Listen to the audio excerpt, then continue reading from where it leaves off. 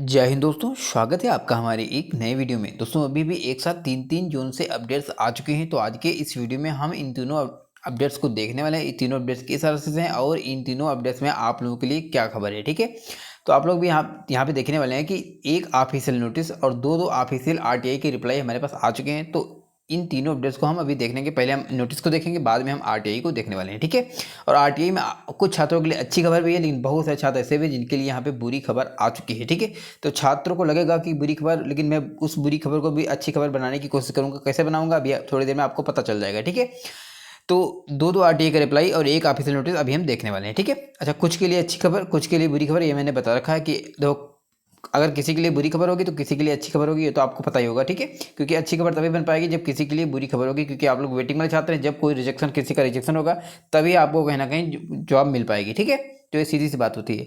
अब चलते हैं वीडियो को आगे लेकर के बात करते हैं, लेकिन उससे पहले अगर आपने चैनल को सब्सक्राइब नहीं किया, सभी छात्र चैनल को सब्सक्राइब जरूर कर लेंगे ताकि आपको ऐसे important video time to time मिलते रहें।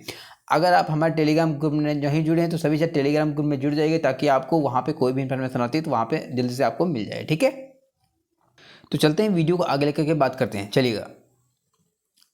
देखो, जैसे आप जाएंगे कोलकाता जो उनकी साइट पे, तो आपको एक लेटेस्ट नोटिस, आज ही का एक नोटिस दिखेगा। यहाँ पे देखेंगे सबसे पहले लिखा होगा notice for dedicated email RD for communications with RRC.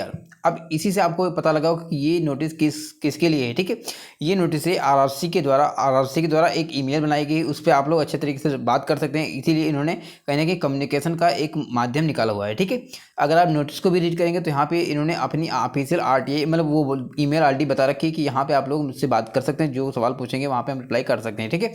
बाकी इसमें खास आपके लिए कुछ नहीं है, बस यहीं पे ईमेल आईडी है। बाकी जीडीसी के लिए नीचे दिया हुआ है और ये तुम्हारी आरआरसी यानी कि ग्रुप डी के लिए यहाँ पे ये ईमेल आईडी दिखा हुआ है, ठीक है। आप लोग अच्छे तरीके से रीड कर लेना, साइट पे जाएंगे तो आपको मिल भी जाएगा, ठीक है। तो यहाँ पे देखेंगे 3/5/2024 यानी कि आज ही का ये नोटिस है, ठीक है। तो यही था आज की नोटिस, ठीक है। अब चलते हैं, बात कर लेते हैं आरटीआई की, जो कि वेरी वेरी इंपॉर्टेंट आरटीआई रहने वाले हैं, ठीक है। अब चलिएगा, सबसे पहले आरटीआई की बात करेंगे तो वेस्टर्न रेलवे डब्ल्यूआर मुंबई से आरटीआई का रिप्लाई आ चुका है। मुंबई सेंट्रल यानी कि मुंबई डिवीजन से आरटीआई का रिप्लाई है, मुंबई सेंट्रल डिवीजन से, ठीक है। यहाँ पे देखेंगे 1 मई 2024 यानी कि परसों का ये ऑफिशियल आरटीआई का रिप्लाई है, ठीक है। इसमें छात्र ने सवाल पूछे थे कि कैटेगरी वाइज कितने छात्र हैं जो रिजाइन कर चुके हैं पोस्ट वाइज, ठीक है। सिर्फ किससे, एक डिवीजन से, मुंबई सेंट्रल डिवीजन से। तो इन्होंने इसका डाटा काफ़ी अच्छे तरीके से बताया, कैटेगरी वाइज बताया, पोस्ट वाइज बताया। तो हम इसको अच्छे तरीके से वॉच भी करेंगे, ठीक है। इसके बाद एक और आरटीआई का रिप्लाई, वो भी हम देखने वाले हैं। तो इसको हम थोड़ा अच्छे तरीके से देखेंगे, क्योंकि यहाँ पे आपको विजिबल ना होगा। तो थोड़ा हम आगे चलते हैं, इसको अच्छे तरीके से रीड करने के लिए इसको हम जूम करेंगे, ठीक है। अब देखो, यहाँ पे देखिएगा, यहाँ पे देखो क्वेश्चन पहले पढ़ेंगे। क्वेश्चन तो हमने रिजाइन बता दिया कि पोस्ट वाइज रिजाइन उन्होंने पूछा है, ठीक है। अब देखेंगे क्या लिखा है, 3 नंबर में लिखा है टोटल 10 जनरल के साथ ईडब्ल्यूएस का एक, ओबीसी का एक, एससी का एक। जनरल के साथ ईडब्ल्यूएस का एक, ओबीसी का एक, एससी का एक। Candidate from RRC CN 01/2019 group D level 1 has resigned from electrical department BTC division. BTC मतलब ये होता है कि यह मुंबई सेंट्रल डिवीजन की बात कर रहे हैं, ठीक है। अगर बीसीटी लिखा हो तो समझ लो इसका मुंबई सेंट्रल डिवीजन की ये बात कर रहे हैं, ठीक है। तो यानी कि मुंबई सेंट्रल डिवीजन में इलेक्ट्रिकल डिपार्टमेंट में तुम्हारे कितने यूआर के 7 छात्र हैं, ईडब्ल्यूएस के 1 छात्र हैं, ओबीसी के 1 छात्र हैं, एससी के 1 छात्र हैं जो रिजाइन कर चुके हैं, ठीक है, इस डिपार्टमेंट में, ठीक है। ये सिर्फ एक ही डिवीजन की बात कर रहे हैं। आगे चलेंगे, फिर लिखा है as far as electrical ELP section is, क्या लिखा है, concerned only 1 employee of assistant TLNAC category has resigned from, यानी कि एक छात्र TLAC में है जो यहाँ पे रिजाइन कर चुका है, ठीक है। अब चलते हैं आगे देखेंगे 3 नंबर लिखा total 3 candidate have resigned in level 1 mechanical department में 3 छात्र हैं जो रिजाइन कर चुके हैं। देखो, अलग अलग डिपार्टमेंट का उन्होंने बताया पोस्ट वाइज, तो आप लोग अच्छे तरीके से इसको बात करिएगा, ठीक है। इसके बाद लिखा है, फिर से लिखा है in SNT department total 10 employee, UR के 2 हैं, ओबीसी के 4 हैं, एसटी के 2 हैं, एसटी के 1 है, ईडब्ल्यूएस के 2 छात्र हैं जो रिजाइन कर चुके हैं, ठीक है। तो यहाँ पे देखो धीरे धीरे आप सभी जोड़ेंगे तो कितना अच्छा डाटा यहाँ पे निकल के सामने आ रहा है। करीब 50 से 60 छात्र ऐसे हो जाएंगे, ठीक है। आगे और भी डाटा इन्होंने दे रखा है। आगे चलेंगे तो आगे और लिखा हुआ है कि यहाँ पे ये हमने देख लिया। इसके बाद देखेंगे असिस्टेंट ब्रिज में एक छात्र है जो रिजाइन कर चुका है। असिस्टेंट वर्क्स में 3 छात्र हैं। ट्रैक मेंटेनेंस ग्रेड 4 में यहाँ पे 39 छात्र हैं जो रिजाइन कर चुके हैं मुंबई सेंट्रल डिवीजन से। समझ रहे हो कितनी बड़ी संख्या में छात्र यहाँ पे रिजाइन कर रहे हैं, ये इंजीनियरिंग डिपार्टमेंट में आता है। ठीक है, इसके बाद देखेंगे हॉस्पिटल असिस्टेंट की बात करें तो यहाँ पे भी एक एम्प्लॉई है जो रिजाइन कर चुका है लेवल 1 पोस्ट से। ठीक है, तो ये मेडिकल डिपार्टमेंट हो जाता है। ठीक है, इसके बाद देखेंगे यहाँ पे लिखा है सो फार 20 pointsman 20 level 1 traffic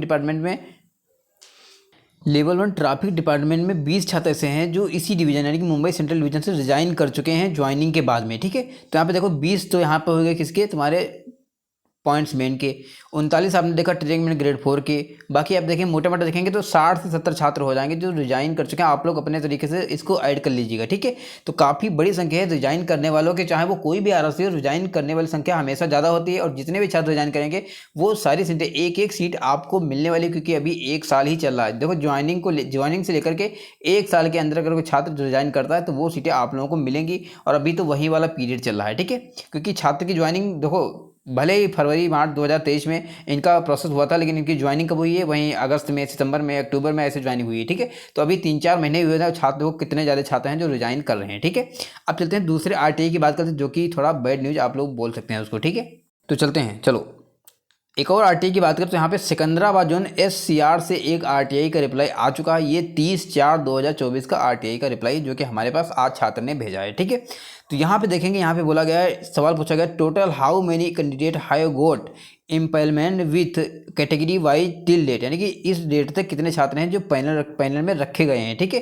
category wise इन्होंने पूछा है। तो यहाँ पे इन्होंने बताया कि यूआर के 3604 छात्र हैं जिनका पैनल में नाम आ चुका है। एससी के 1382 छात्र हैं जिनका पैनल में नाम आ चुका है। एसटी के 701 छात्र हैं जिनका पैनल में नाम आ चुका है। ओबीसी के 2426 छात्र हैं जिनका पैनल में नाम रखा गया है। और ईडब्ल्यूएस के 928 छात्र हैं जिनका पैनल में रखा गया है। और टोटल 9041 छात्रों का अभी तक पैनल में नाम आ चुका है। आप लोग कहेंगे सर ये तो बहुत ज़्यादा आ चुका है, तो मैं बोलूँगा कि यहाँ पर रिप्लेसमेंट डीवी भी आ चुकी है, उसका पैनल भी आ चुका है, उसके बाद इन्होंने बता रखा है। ठीक है, तो हो सकता है कि वैकेंसी से ज़्यादा यहाँ पे पैनल में नाम आ चुका हो, क्योंकि बहुत ज़्यादा ज्वाइन नहीं करते हैं, ज्वाइनिंग का बाद रिजाइन करते हैं, वो भी सीटें यहाँ पे मैक्सिमम आ गई हैं। ठीक है, इसके बाद इन्होंने एक और सवाल पूछा था, how many post are vacant in UR category. इन्होंने पूछा कि यूआर कैटेगरी की कितनी पोस्टें वैकेंट हैं। तो इन्होंने बताया no vacancy as on date, यानी कि इस डेट तक एक भी सीट यूआर की खाली नहीं है। ठीक है, तो ये एक बहुत बुरी खबर है यूआर वाले छात्रों के लिए जो कि सिकंदराबाद जोन से जो अभी वेटिंग में। लेकिन मैं बताऊं इसको पॉजिटिव में कैसे बदलूं। देखो इन्होंने बताया जो सेकंड डीबी इनकी आई थी, सेकंड डीबी का थर्ड डीबी, यानी मतलब इनकी जो थर्ड डीबी आई थी वो कितने करीब 700 सीटों पे आई थी। ठीक है, 700 सीटों पे आई थी। अब 700 सीटों के मतलब 700 सीटें इन्होंने दे दी थी, लेकिन ये नहीं बताया कि 700 सीटें में कितने छात्र एब्सेंट हुए हैं, कितने छात्र रिजेक्शन हुआ है। उसके बाद इन्होंने बताया कि हमारे पास यूआर की सीटें खाली नहीं है, लेकिन 700 में जो छात्र यूआर में कॉल किए हुए उसकी सीटें कहीं ना कहीं ऐड होंगी। ठीक है, हालांकि यहाँ पे यूआर के साथ गलत हो रहा है। गलत कैसे हो रहा है? गलत ऐसे हो रहा है कि यहाँ पे जो भी छात्र यहाँ ओबीसी, जैसे मान के चलो कोई छात्र ओबीसी का है, ओबीसी का छात्र है, और अगर वो यूआर से क्वालिफाइड है, ओबीसी का छात्र यूआर से क्वालिफाइड है, बाद में जब वो छात्र मेडिकल में निकल जाता है या डीबी में एब्सेंट हो जाता है, तो वो वाली सीट किसको मिलनी चाहिए? क्योंकि ये छात्र ओबीसी यूआर क्वालिफाइड था, ये यूआर को सीट मिलनी चाहिए थी, लेकिन ये लोग वापस से ओबीसी को सीट्स दे रहे हैं, इसी प्रकार एससी को दे रहे हैं। ठीक है, तो इसी कारण से यहाँ पे यूआर बहुत कम डिक्रीज हो रहा है, यूआर के छात्रों का बहुत कम सिलेक्शन हो रहा है। ठीक है, तो कुल मिला के इसके बारे में आपका क्या कहना है कमेंट बॉक्स में लिखिएगा। वीडियो अच्छा लगा वीडियो को लाइक कीजिएगा, चैनल को सब्सक्राइब कीजिएगा। मिलते हैं किसी video, bye bye, good evening, take care.